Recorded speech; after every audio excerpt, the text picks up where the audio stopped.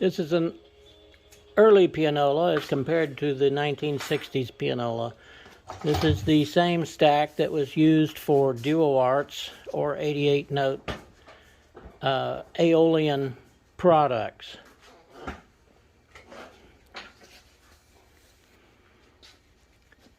The tubing comes from the tracker bar into, there it is, into the hole where the pouch hole is. Previous technician didn't have enough length on the tubing, so he had to add a nipple. Maybe he had the wrong kind of tubing. It's not easy to get these tubes attached to the little bitty nipple down inside that comes out of the valve box. Okay, these are sustain pedal and thematist holes. That's an accent system that's also used by duo art, but it was used in the early thematist metro style 88-note players. So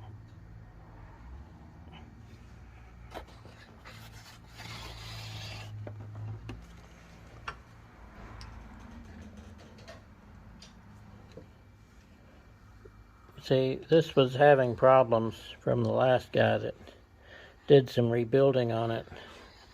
These should all be even so that they all just barely touch the whippings that they play. Alright, this is the teens 20s AEolian 88-note stack. It is actually the same stack used in the duo arts as well. It's 2 decks, so you notice the pneumatics are extra narrow so they fit together. This is the valve board.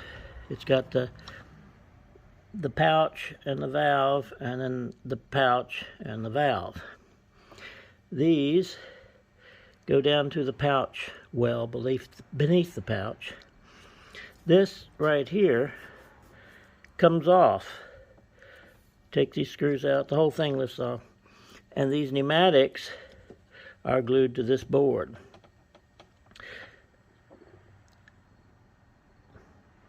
It's kind of an unusual way to do things. Only duo art AEolian did that. So to take it apart, we're going to pull the fingers off. They are glued on with hot glue. This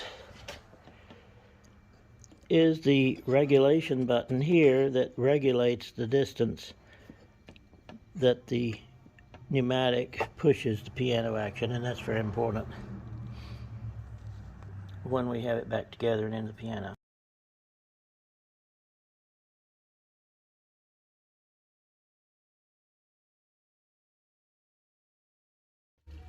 This is the AEolian stack. It's also the same stack used for duo arts, which are uprights, and I have actually seen one very late duo art that used this small 2-tier stack for $1,000. So it's very rare. That's the only one I ever saw, but it does happen. Okay, we have the original interior had shellac built up around here, probably burnt shellac, because it's quite hard, and so we have to remove that. And when we put we're going to sand this, it had shellac all over it. We're sanding it off smooth again, and the new, the original valve seats will go back. And but first we have to remove the shellac, so that's what we're doing.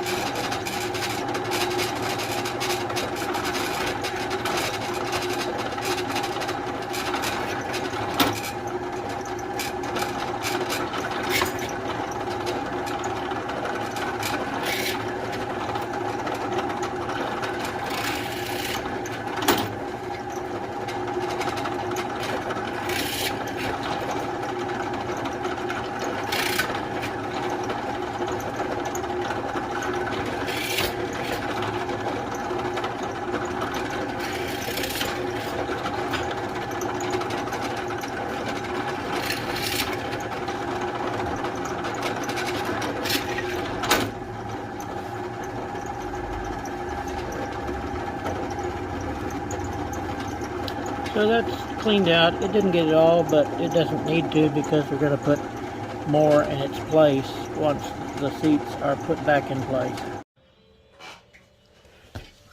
Yes, sir. I'm just going to sand a bit.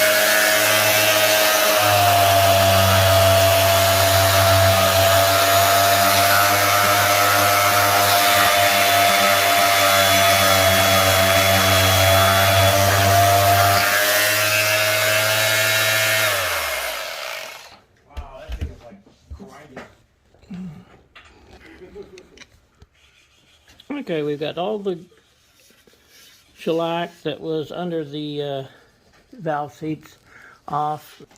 Sometimes these spacers fall off. In this one, luckily, they didn't. I think there was only one or two we had to glue back on. But if they come off, you have to glue them back in exactly the same place that they came from. Some of them have leather on them, some of them don't.